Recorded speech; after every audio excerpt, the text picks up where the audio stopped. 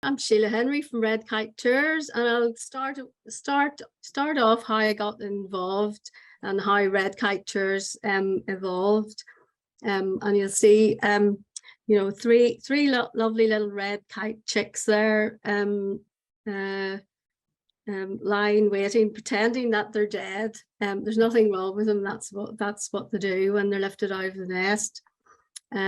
So anyway, back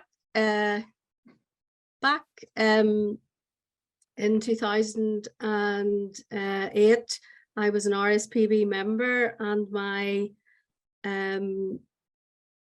quarterly newsletter came through the post, and I opened it. On the front page it said red kites return to northern skies, and there was a massive big picture of a red kite on the front, and I thought, goodness me, red kites are coming to Northern Ireland. This is fantastic news. So I read the article, and it said that they were going to be reintroduced into South Down, and I thought, even better, that's where I live. So I got on the phone to the RSPB office and contacted them and said, you know, this is great news, how can I get involved? And that was the beginning of where I totally fell in love with and became my passion in life, red kites. So I'll give you a bit of a just while I'm chatting away. Back in 2008, the RSPB joined up with the Welsh Kite Trust, the Golden Eagle Trust, supported by our local councils, and they started the reintroduction project for red kites, bringing them to Northern Ireland. And this was actually the last reintroduction project in the UK and Ireland. And the reason for that was red kites had almost become extinct by the late 1800s, early 1900s in the UK and Ireland. No one had seen them in Ireland for nearly 200 years. They had disappeared in the whole of England and Scotland. And by the 1970s, conservationists began, you know, to be quite concerned that the only red kites still remaining in the UK and Ireland were in this tiny little small pocket in mid Wales, near a town called Raider, and it was a very small breeding population. Maybe they say maybe it was as low as 10 breeding pairs, and they thought, if we don't do something, we're going to lose the red kites will become extinct in the UK and Ireland. Of course, going back a few hundred years, even back to Shakespeare's time, red kites were, you know, prolific. They were just all over England and Scotland, Wales and Ireland. Shakespeare has written many references to red kites in a lot of his plays, actually. I'll not bore you with it. I mean, hands up who enjoyed Shakespeare at school. I studied it, but and I did enjoy it. But some people just sort of don't like the thought of Shakespeare. But I'll read you a few quotes later on. So they were really common. They were really common birds back then in Shakespeare's time. And of course, by the 1800s, a lot of birds of prey were sort of almost wiped out. Everything was fair game, as I say, back in the 1800s. But anyway, back to 1970s and the early 80s, the conservationists were concerned about the red kites. There's this small pocket in mid Wales, and they thought they better do something about it. Now, the red kite, Milvus milvus is its Latin name, and it's a European red kite.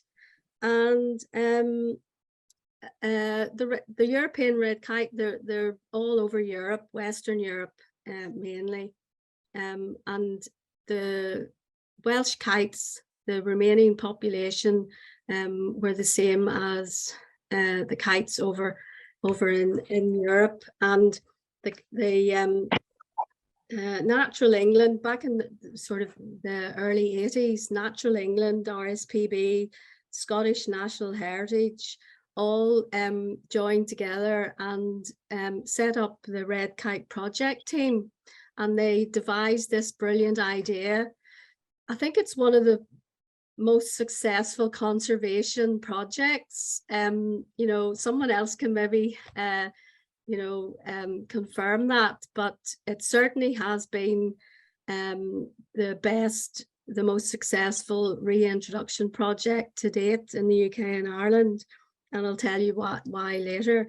But anyway, they all clubbed together and plotted this plan, made this plan to bring over kites or kite chicks from mainland Europe, and they decided to introduce pockets of red kites into first of all England, and we started with Oxfordshire in the Chilterns, and then so the first couple of reintroduction projects were Scotland and the Black Isle and the Chilterns down in the south of England, and they brought over chicks from Sweden, actually, Sweden and Spain, and then they started little pockets by the so that was in the late 80s. They brought chicks in and released them into the countryside, and then by the 90s they were choosing different areas of England, Northamptonshire, and then up into Scotland, into Stirlingshire, and then Yorkshire, and finally by the early 2000s Dumfries and Galloway in southern Scotland, and Gateshead way up in the northeast of England. So it was a concerted effort from the late 80s right through the 90s, and then back and finishing up in the early 2000s in Dumfries and Galloway. And if you ever get off the ferry at Stranraer, or no, it's Cairn Ryan now, and drive across that, is it the A55 to head into Dumfries? If you're not in a hurry, there's a lovely little turn off. You'll see, follow Bellymac Farm feeding station, and you can go and watch the kites getting fed there. And then up into Stirlingshire, I was there actually back in December, just before Christmas. There's a fantastic Argody estate, and I went there actually back in 2008 with the first Red Kite project officer, Robert, to a meeting there, and we came out of the meeting and there were red kites flying above all over the place, and we thought, goodness, will this ever happen in Northern Ireland? But anyway, back to so we had red kites distributed all over England and Scotland, and of course the population in Wales had exploded by then as well, and then it came to us in Ireland. And 2007 the first red kites were reintroduced down in County Wicklow, the southern kites, and then we came last up here in Northern Ireland, 2008. And so the RSPB team went over to Wales, brought chicks, climbed up the trees, took one chick from each nest, and brought probably approximately 27 kites each year over 3 years. So there was a total of 80 kites brought in over the 3 years. And they're brought to holding pens. The team had built like an aviary type holding pen up at the back of Castlewell and Forest Park in a secret location hidden away from the public. And the team were feeding grey squirrels and chopped up squirrel burgers and things like that, picking up dead roadkill, squashed rabbits off the road, that sort of thing, and then feeding that to the red kite chicks behind a screen so they couldn't get used to people feeding them. And anyway, they were raising the chicks in the holding pens as close to being wild as possible.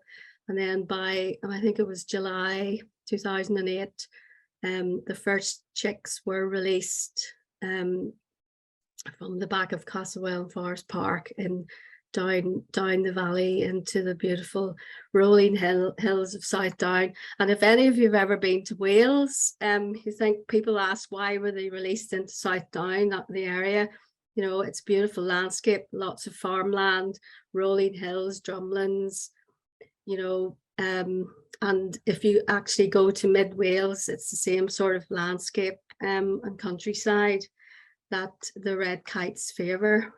I'll go to. So anyway, back to me and how I got involved, and I'll try and be quick as possible with this.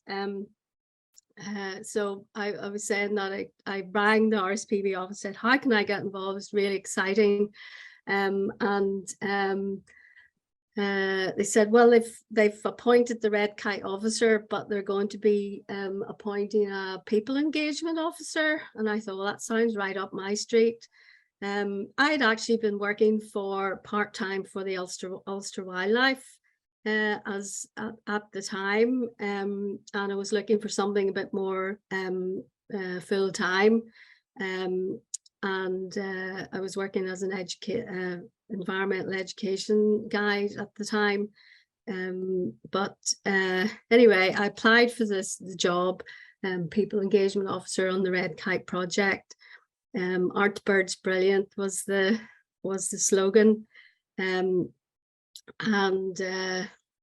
along with the Red Kite officer, it was my job to engage, enthuse and excite people about the Red Kite project and get local people on board to try and get excited about the red kites coming here. So there's a few headlines there about, you know, at the time back, I don't know if any of you will remember those times. So it seems so long ago, 2008, it is. It's what, 14 years ago. I can hardly believe it. But this is the sort of headlines that the RSPB were advertising and trying to get people behind the project. So anyway, there's me back 14 years ago. So anyway, it started off, I had to do a bit of media coverage, do reports to local newspapers, be interviewed, that sort of thing. Heading over to Scotland with the Red Kite officer, Robert Strawn at the time. That's when I first made the trip to Argody Kites and saw, I don't know, many 50 to 100 red kites flying in the sky. I couldn't believe my eyes. And we wondered, gosh, will we ever see that here in Northern Ireland? Because when we released the first kites that first year, 2008, they just disappeared and they were really, really hard to find. So anyway, moving on. Yes, that was the Loch Ken Red Kite Trail I was telling you about in Dumfries and Galloway. We met up with the team there, and they were a few years ahead of us in their project, and it was going really well. And it had a few bumps along the way because, you know, that's understandable. But generally, you know, they were very enthusiastic and very supportive of what we were doing over here. And then part of my job back then was, you know, setting up public events, trying to get people to come along to learn about the red kites. We did a red kite fright night at Halloween, which was great fun. Kids came and we did a red kite trail where a witch had stolen the red kite, and it was hiding up in they'd taken it away to the castle in Castlewell Forest Park. So anyway, so that of course, a lot of jobs in conservation is only they're temporary. So that job finished after a few months, but I was hooked by then. And then I said, well, you know, can I be a volunteer? I want to stay involved. And that I just continued to. And I guess back then, what Red Kite volunteering and monitoring meant was lots of hours and mileage put in tootling around the countryside, trying to follow up sightings or trying to find red kites in the middle of the countryside, and standing for hours in the winter time, you know, watching to see if at a winter roost site. Oh, go back the wrong way. But here's a photograph here. You know, it makes me really happy looking at this, because I don't know, well, I'm sure there was a few people on here will know Adam McClure. That's him on the left, kneeling down over a lovely red kite chick. And we're sitting in a field, as you can see. I'll describe some of the contraptions, what we're doing here. I don't know if anybody can guess. But for those of us who have monitored birds, one of the exciting things in the springtime is, you know, is to find nests and you know, breeding pairs of any bird, not just red kites. It's exciting when you see a male and a female bird twitter-pating and then heading into a hedge or a tree. It's very exciting that when you find a nest of any type of bird, but even more exciting when it's a red kite. And here we are. This field isn't too far from where I actually live. It was along a road. I used to see the kites flying, you know, as I was driving along the road.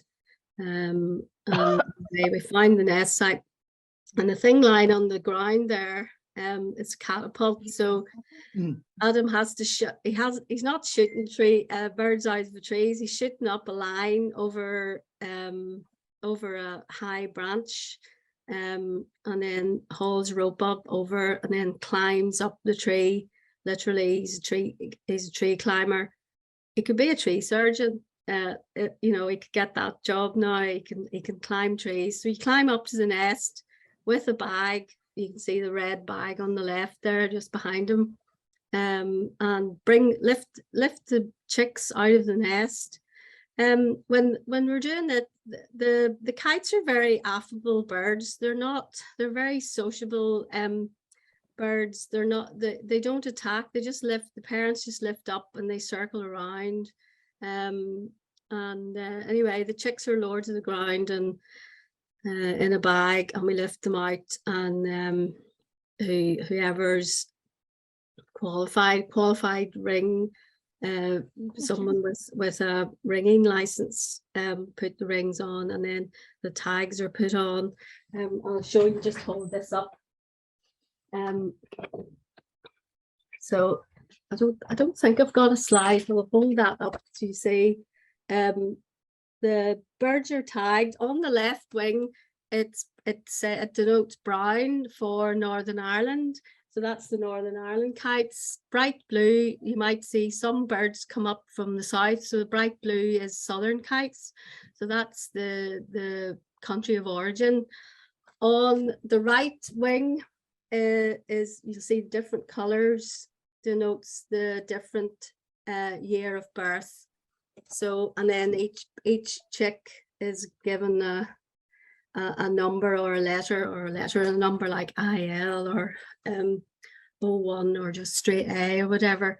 So Adam's putting the tags on there, and we lift the chicks down, and that's just a little picture of them.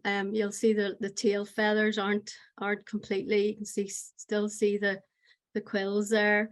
They're still not fully developed.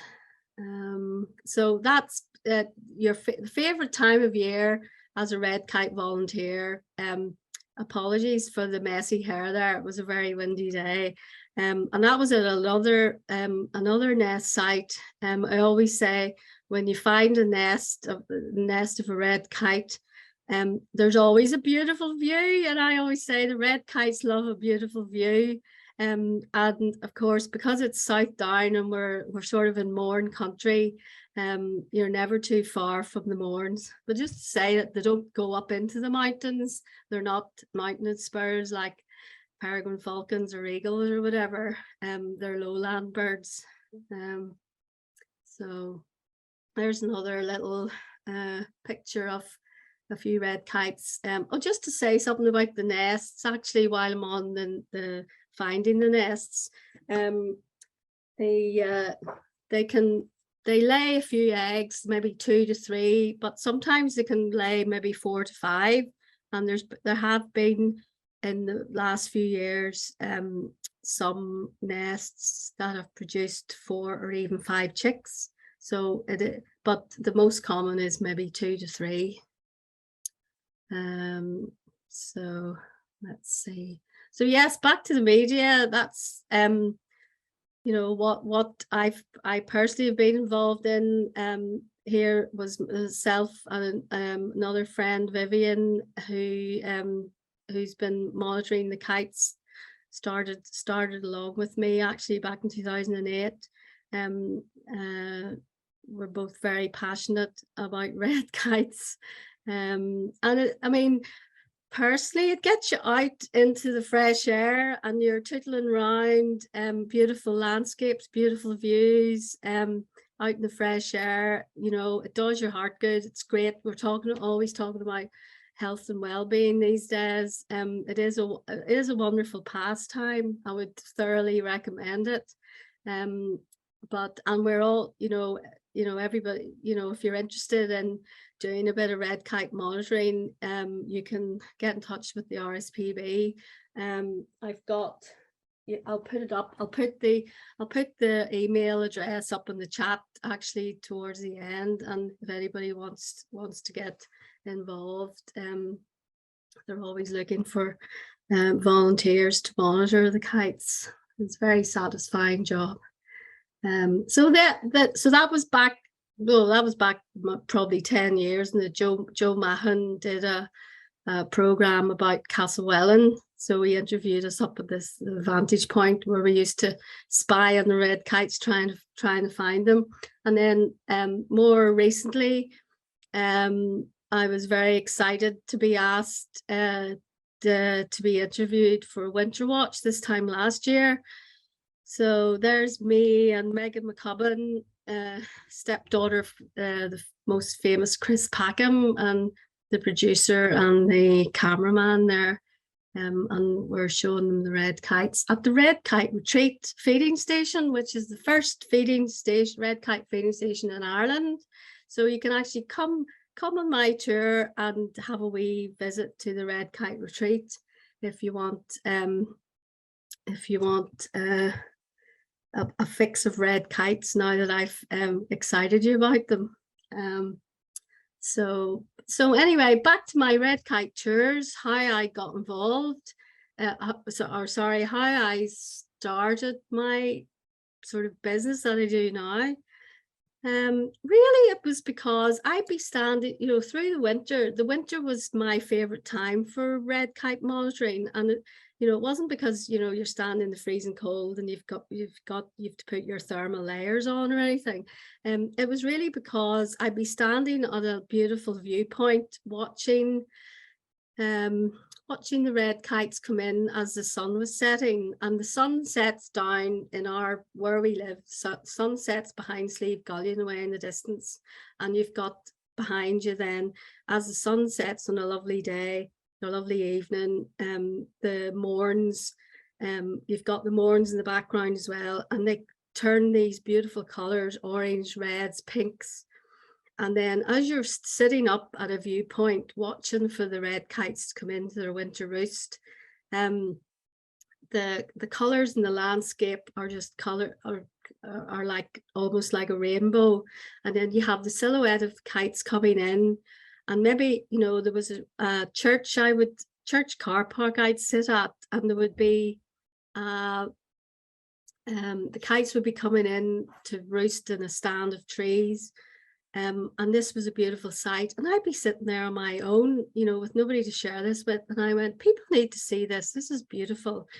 You know, showcasing the Mournes area. It's an absolute spectacle. And of course, those of you who've ever seen a red kite roost, the birds coming in, they gather in large numbers. They're very fun, gregarious, sociable birds. You have to remember that. Different to peregrine falcons or eagles or sparrowhawks, those other raptors where they're a bit of a loner. The red kites like to socialize, and they hang out with the buzzards as well, actually. And of course, the buzzards are after the same sort of prey items.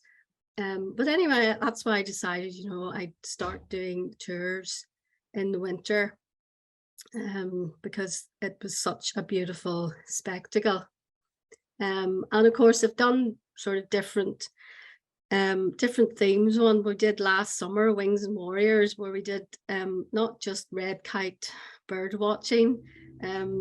We sort of mixed it a bit with a bit of local history of where we were, and we walked up over Dacomit Mountain, and we talked about the United Irishmen and the Battle of Balnahinch, because there's a soldier's grave up in the Warriors Wood, and we watched ravens, and I think we saw Merlin actually, and watched red kites.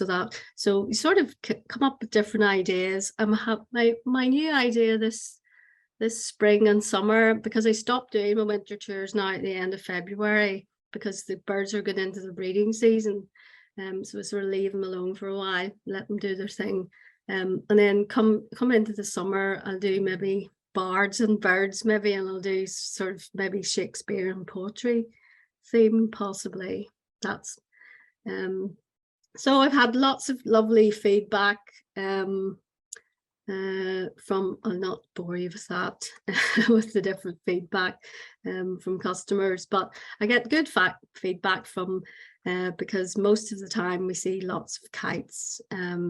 So moving on from the Red Kite Tours, just wanted to, how are we for time? Got 20 minutes. We'll talk a wee bit about the ecology of the birds. And of course, red kites are birds of prey or raptors, you know, part of my job, you know, monitoring red kites, you'd be standing on leaning up against a gate post beside a field, you know, or lying in a hedge somewhere, and a farmer would come along and ask you what you're doing with your binoculars and your scope. So you'd sort of think, well, I like people to come and stop and ask me what I'm doing, because I want to tell them what I'm doing. I'm watching out for red kites, so I want to tell them about the red kites. So try to talk to farmers in particular, because you know the kites will be flying over their land, and I keep saying that you know, to farmers, you want red kites around your land. They're mainly carrion eaters. The last red kite officer, Adam, used to call them the wimps of the bird of prey world. I call them the supermodels because I think they're very elegant. But you know, maybe someone would say to me, would they not lift my lambs? And I said, no, the kites just have, their feet are just about the size of my wee hands. You know, I've got wee small hands. You know, they haven't got the undercarriage to lift anything heavy, and they will go for dead stuff rather than live prey. Mainly, they will take live prey, but they prefer carrion, roadkill, and I guess that's why they're susceptible to people who put out poison. They can pick up, like a lot of raptors and owls and stuff are susceptible to things that have been poisoned. So a lovely story a farmer told me one time. I'd be lying up against the gate post watching the kites come into their winter roost, in the through the winter behind his farmyard, and he would come out to have a wee chat. And he says to me one day, Sheila, do you know what happened last week? He said, I wouldn't have believed it if I hadn't seen it with my own two eyes. He said, one of my cows calved in the field, and all the cleaning and all the afterbirth was lying in a big mess on the ground. And he said, I was going to have to go out to clean it all up. And he said, all the kites came down. There were 5 or 6 of them came down, and they cleaned the whole thing away. And they got rid of all the cleaning, the sack that the calf drops out of the cow and drops in, and all the afterbirth comes out, and it's all in a big horrible mess on the ground, and the poor old farmer has to clear all that up. But the kites come down and completely cleared it away. He said there wasn't one bit left. And then another thing, the farmers, when the lambs are born, they put little red rubber rings on their tails, and then as they grow, the ring gets tighter, and eventually it cuts the blood supply off, and the tails fall off. And these wee rubber rings have been found up in the kite's nest. So they, when I speak to farmers, and then if you're ever talking to farmers, talking about, I don't like to see the kites, they might come. No, they're not going to come to lift your lambs. They can't, their feet aren't big enough.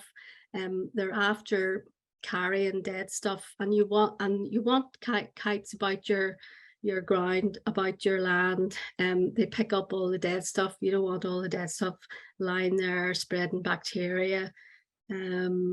So anyway, so the prey that the kites are after, they'll go for small stuff, shrews, frogs, mice, small rats, young rabbits, that sort of thing. You'll see them maybe landing, like buzzards on the ground. They follow the farmers when they're spreading slurry or cutting silage. You'll see, always go to a field where the silage is being cut. You'll see the kites flying behind the forage harvester, and then they fly down where the grass is all cut, and they'll pick up, things that have been chopped up in the machine. I guess there's frogs and mice and beetles. They'll eat beetles, worms. They land in slurry fields when the fields have been spread with slurry, and they'll pick up the worms, come up to the top, they'll eat that. So they're opportunists, really. And they'll fly about. They're not mean killing machines, like it's mentioned, like a peregrine or a sparrowhawk. They'll avoid catching live prey. So the kites build their nest high in, big mature trees. And if you're out monitoring and springtime, they start their breeding activity really sort of the end of February, beginning of March. A few years back, we officially would have started nest monitoring on St. Patrick's Day, but of course, like everything these days, spring's coming earlier. But anyway, they will go back to the same nest, and they'll build big messy nests, big wide spread out nests, about 3/4 of the way up. They'll nest in pine. Scots pine is one of their favorite trees, ash, sycamore, and I guess that's because that's what we have here in Northern Ireland. And they'll have an average of like 3 to 4 chicks. So what was I going to say? Oh yeah. I'm trying to. So anyway, if you can see there, the picture of the nest, and a good thing to do now, but when we start nest monitoring, the best thing to do is get out early. Find the pairs, doing their breeding activity, flying in and out of mature trees, calling to each other, flying down into a field, picking up clumps of grass, bits of stick, flying to a tree, that sort of thing. But how to spot the nests is quite difficult. But the best things to do obviously before the leaves are forming the trees, and it's easy to spot. And one of the things to how to find a kite nest is look for bits of sheep's wool. And now I'm going to do some Irish now. So back in years ago, there were kite bones found in Rosscray and County Tipperary and Lochgar and Limerick. So that proved that we had red kites, that they existed in Ireland. But the Irish for red kites, Crumman Cearc, and that means cloth kite. And another word, Crumman Loki, and that means hawk of the sheep's fleece. So what the kites do is they will decorate their nests. They'll build it, it's a messy affair, all sticks and stuff. But they'll decorate around the outside with clumps of sheep's wool. And of course nowadays you'll find bits of rubbish, rubber gloves, plastic bags, that sort of thing. But interesting to know that the Irish for red kite is cloth kite. And back in Shakespeare's time, of course, the kites would swoop down. People would have their clothes drying out in bushes and over branches of trees, and the kites would swoop down, pick up their clothes and fly off with bits of linen. And Shakespeare famously wrote, "When kites build, look to lesser linen." And it meant that they were stealing people's bits of linen to decorate their nests. I've got a few more quotes, but I probably won't have time. I'll just go through while we're on Shakespeare. He's written in Hamlet, he mentions, "Ere this I should have fatted all the region kites with this slave's offal." Winter's Tale, that's where that's from, "When the kite builds, look to your lesser linen." Macbeth, he mentions a couple of times in Hamlet. If charnel, this is from Macbeth, "If charnel houses on our graves must send, those that we bury back our monuments shall be the maws of kites." So maws means sort of entrails, I think. And then Winter's Tale, "Come on, poor babe, some powerful spirit instruct the kites and ravens to be thy nurses." So, and then Henry VI, Richard III. So, kites were a big thing back in Shakespeare's time. So anyway, back to the roost site. So winter is the best time to view red kites, because they come together in groups, in large groups. And of course, the larger the population, the more you're going to see gathering together. And that's really what prompted me to do my winter roost tours, to show people the kites gathering. So let's see.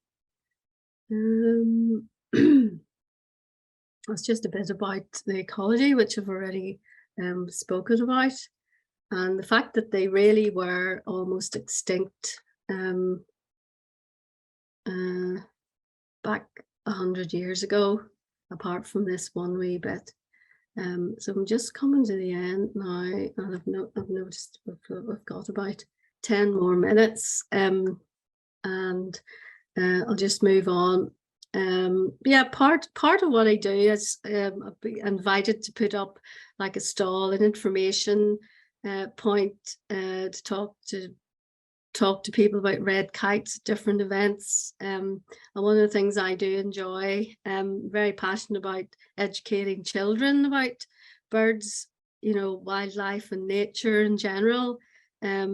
So we got like a flapping red kite, and a red kite puppet is always a good thing to sort of attract people over. You get the kids colouring in and cutting out, and then you can talk to the parents while you're waiting for the kids to do the craft. And then finally, there's just a few pictures of my Red Kite tours over the years. You know, you have to wrap up warm. It's an outdoor event. You have to come very well prepared, wearing lots of thermals. I say to people, the best time to watch red kites, the best time to put on a good spectacle, that they will put on a good spectacle, is when it's very cold, a dry, sunny, and most importantly, windy day. Because I say to people, you know, why do you think they're called a kite? You know, when would you, what sort of day would you choose to go and fly your kite? You'd pick a good dry, windy day. So that's when the kites put on the best spectacle. So my tours are really you know, emphasize not just bird watching, but we have lots of fun, and all the people who come, they're just great bunches of people. You know, made friends over the years with people coming on my tours, and it's just sort of like-minded people coming to enjoy the outdoors. You know, marvel at our beautiful landscape, and you know, have a bit of crack. And they make lemon drizzle cake for all my guests, and of course hot cups of tea and coffee as well. So now I've come to a video now. I'm not sure whether this is going to work, Mark, but I don't know, what do I do now? Press. So maybe press the space for that wee play button. Try that.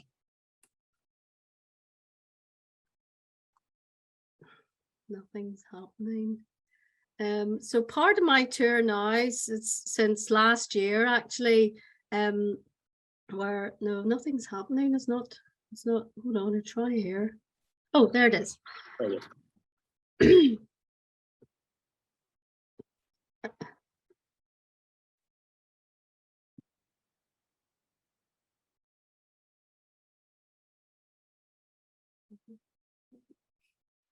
So you'll hear all the cameras clicking there. So part of my tour now, it's quite easy now for me this last couple of years since the Red Kite Retreat opened, and it's the first red kite feeding station in Ireland actually.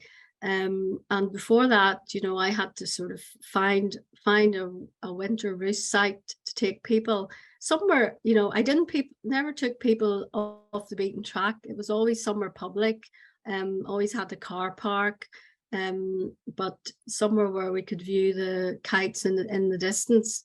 But now my tours, part of the tour is bringing people to the Red Kite Retreat feeding station, and you can see you're nice and warm in a hide. I'll play that again. And the farmer has set this up. The reason there's a table and a fence, that's DAERA has insisted you have to have a license, you know, to feed the kites. DAERA insists that there's a table and a livestock proof fence around the table.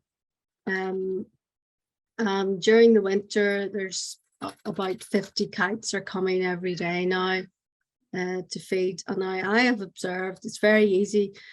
You got a decent camera, even with your binoculars, you can see the tags up close. And I've noticed that it's either last year's or the year before chicks coming to the feeding station. So personally, I think that the feeding station will help, you know, the first year of any bird, you know, young bird's life is the most precarious, and if they can get through their first winter, that sets them up for hopefully a good long life. So you know, hopefully the the feeding station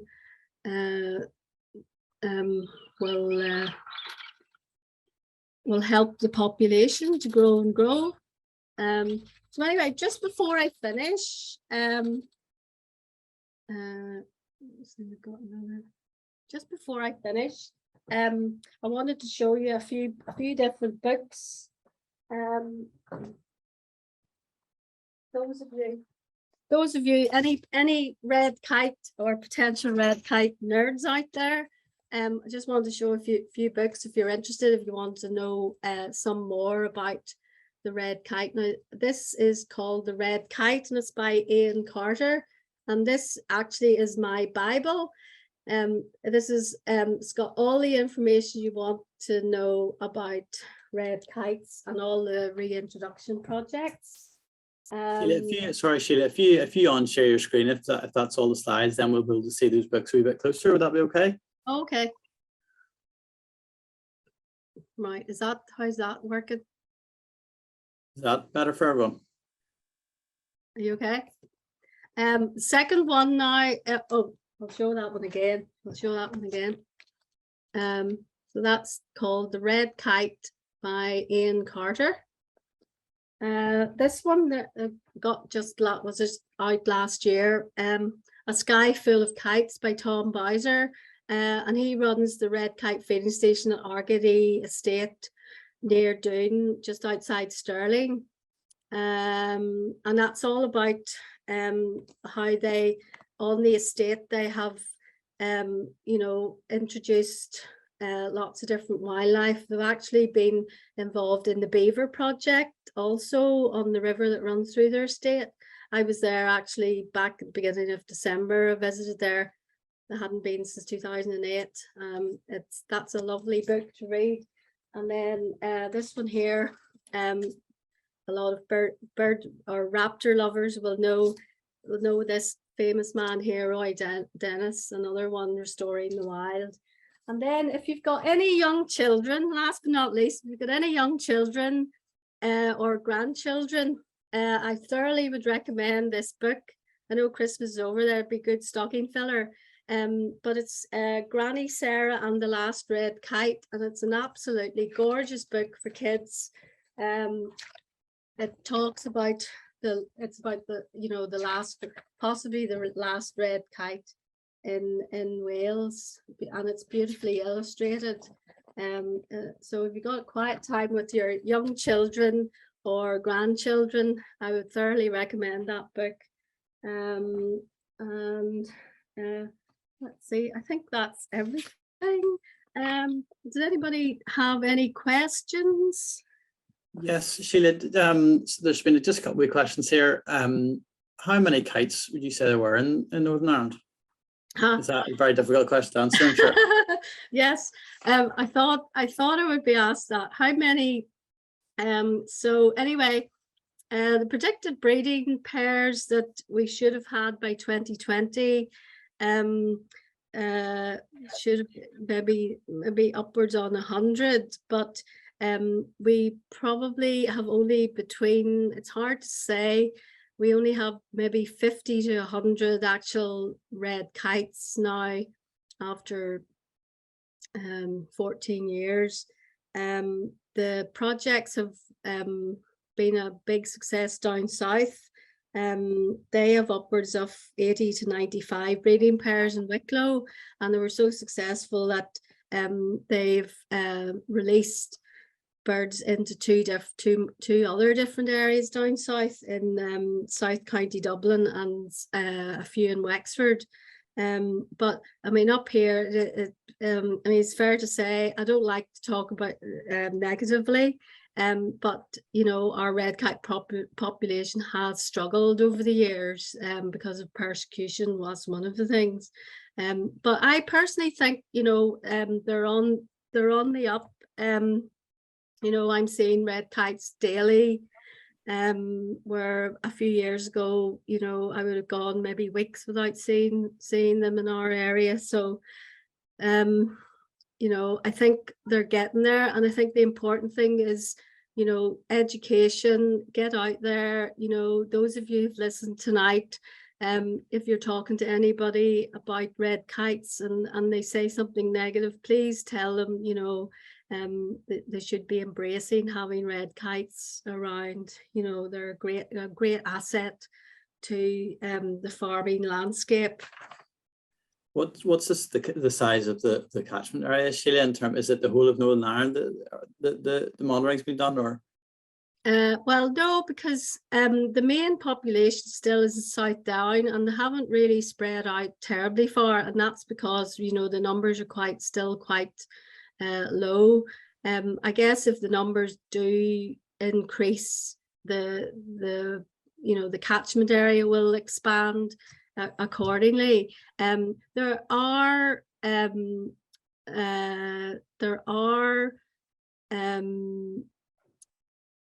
a few sightings maybe up in County Antrim, and the odd one over towards Lough Neagh, East Tyrone, that sort of thing. But they're maybe the odd, but the real core population is still in South Down, along the Band Valley, really. If you follow the River Bann, or up to sort of up to north, where they start to meet the Lagan, down sort of Drumore, Black Skull, that's really the main concentration where the red kites are.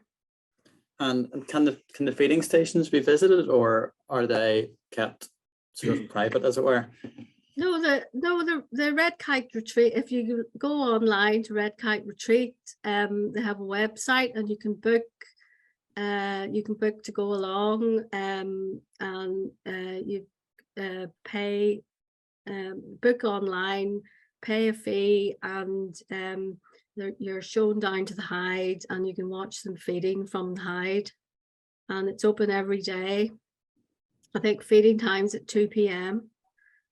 And then it'll change in the once the clocks go forward, it'll change to 3 o'clock in spring, summer. So anyone can go. Thank you. You'll maybe see in the chat there's a couple more questions that have gone into everyone.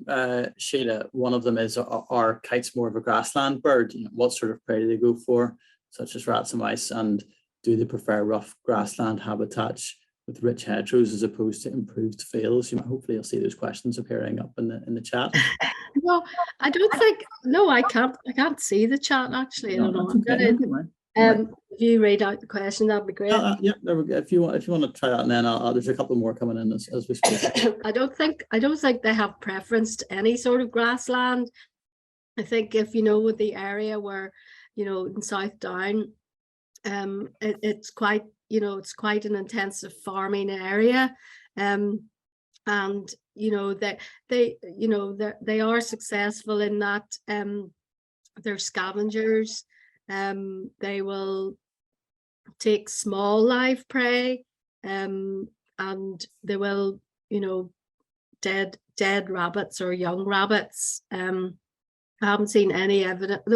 They'll take birds. I forgot to mention actually, they're really good at flying over rookeries, and you'll see, you know, you'll be alerted if you're out monitoring. You're alerted to like a rookery, and the rooks all lift up. It could be either a buzzard or a red kite flying over the top of the rookery. They will fly over and take the crows, the chicks, the rooks' chicks, and they will take magpies, you know, young magpies, young birds, starlings even. So I guess they're just opportunists, really. They're not particular. So I mean, if you just look at the landscape in South Down, you'll see most of it, you know, it's parts of it is intensive farming, and I do see a lot of kites following slurry spreaders, and people ring me and say their husband's spreading slurry in the back field. I've got 8 or 9 kites. Do you want to come and watch? And you think, oh, well, all right then, you know, I have to go and watch 8 kites flying over a slurry field. You know, gas masks on. So people are very nice that way. But anyway, any other Yeah. questions? Someone's asked, I've noticed in Southwest England, red kites can be often seen over motorways. Are they attracted to major roads in Northern Ireland too? Not that I know of. Like I used to see years ago, kestrels hovering over the M1. I'd certainly see buzzards now. Personally, I haven't seen a red kite over a motorway. But that's not to say that they don't. They will be, like, they're after roadkill after all. There have been some instances where people have reported a dead red kite on the hard shoulder of the M1 or whatever in the past. So it must, but I don't think it's too common. But maybe some people here have seen them. But I personally haven't really seen kites over the motorway. I hope they don't spend a lot of time over the motorways.